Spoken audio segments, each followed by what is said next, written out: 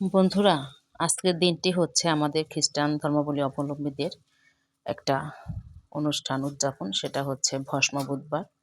এই দিনে আমরা ফাদার সিস্টার আমাদের কপালে ছাই দিয়ে লেপন করে দেয় এবং আমাদের স্মরণ করিয়ে দেয় যে আমরা ধুলিতেই ছিলাম একদিন, আবার ধুলিতেই একদিন মিশে যাব।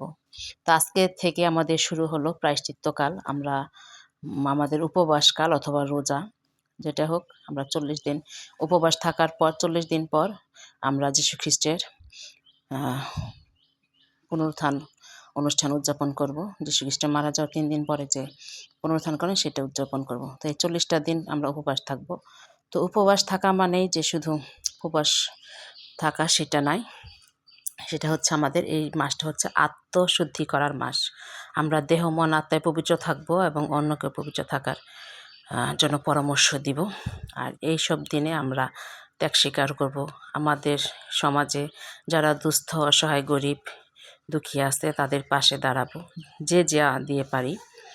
আর অন্যের কোনো সমালোচনা করব না, অন্যের কোনো ক্ষতি করব না, এবং অন্যকে উপকার করতে পারলে উপকার করব, না অন্য কারো ক্ষতি করব না। যাই হোক, আমরা এই মাসটা আমরা আত্মশুদ্ধি করি যেন সামনের দিনগুলো আমরা ভালোভাবে চলতে পারি এবং যীশু খ্রিস্টের পুনরুত্থান ভালো